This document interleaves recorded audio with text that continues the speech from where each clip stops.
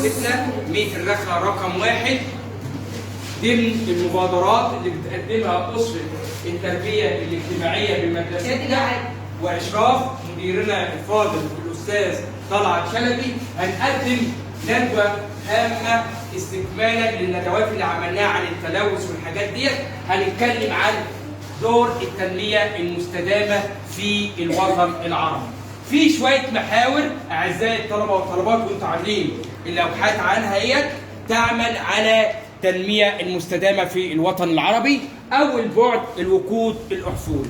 طبعا الوقود الأحفوري دي أعزائي الطلبة والطالبات من أعظم أنواع الوقود، وهو بيتكون من بقايا الحيوانات والنباتات دفنت من باطن الأرض وعملت نفسها إيه؟ كونت إيه؟ الوقود الأحفوري. يبقى أول حاجة إيه؟ الوقود الأحفوري. تمام كده؟ نيجي ننتقل على بعد آخر وهو تعريف التنمية المستدامة. كلمة التنمية المستدامة هي استغلال الموارد أفضل استغلال مع الحفاظ على حقوق الأجيال القادمة. صح كده؟ حقوق الأجيال إيه؟ قادمة. تمام كده؟ يبقى كلمة التنمية المستدامة محور موضوعنا هو استغلال الموارد المتاحة مع الحفاظ على حقوق الأجيال إيه؟ القادمة. كله معايا كده الأجيال إيه؟ القادمة. تمام. دي تعريف التنمية المستدامة. في حاجات ملفات لازم تعرفها في التنمية المستدامة. أول حاجة إعادة تدوير المخلفات وعدم إلقائها. تمام كده؟ استغلال كافة الموارد الموجودة في البيئة سواء نباتات أو حيوانات أو غيره. تمام كده؟ هنتكلم عن الاقتصاد الأخضر. ما هو الاقتصاد الأخضر؟ اتفضلي يا الاقتصاد يعني إلى تحقيق التنمية المستدامة. تحقيق التنمية المستدامة. يا ولاد الشعار بتاع الوطن العربي هو اقتصاد أخضر أو بيئة خضراء. تمام؟ دي شعار التنمية المستدامة. يبقى أول حاجة زي ما جانا قالت لي الاقتصاد الأخضر يعتمد على إيه تاني؟ إلى تحقيق التنمية المستدامة. برافو عليك، من أهم محاور تحقيق التنمية المستدامة. نيجي بقى على بعد الاقتصادي بقى. مين اللي معاه بعد الاقتصادي؟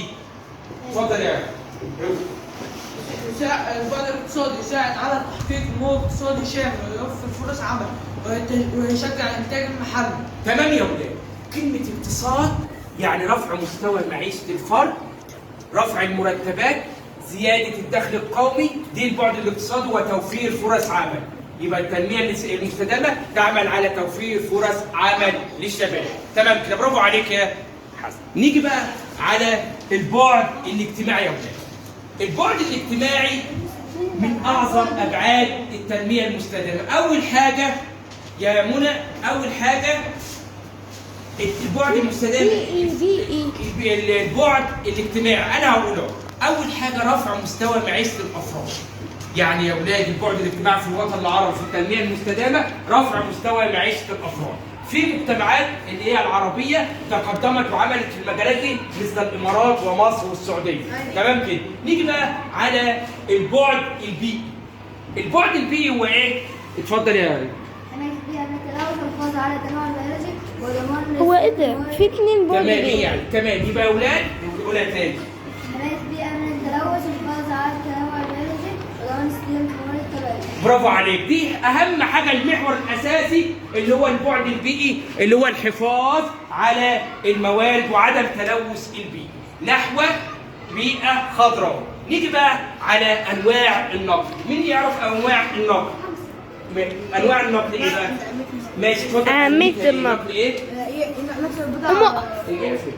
على مهلك. نقل البضائع.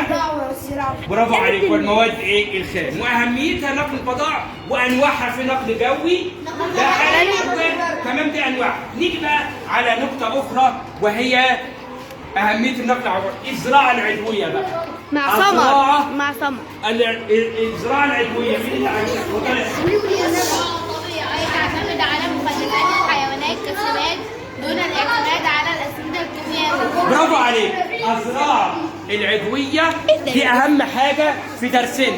هي الزراعة التي تعتمد على الأسمدة اللي ناتجة من مخلفات الحيوانات والبيئات المختلفة، ودي من أعظم أنواع الزراعة. يبقى خلاصة الندوة اللي احنا عملناه، أولا عرفنا التنمية المستدامة والمحاور أو كل المفهوم والنقل والبعد البيئي واهميته، والايه البعد الاقتصادي والاقتصاد الاخضر ومفاهيم امن. طيب الشعار بقى هو النقل ايه؟ النقل المستدام. اتفضل يا عم قول النقل المستدام.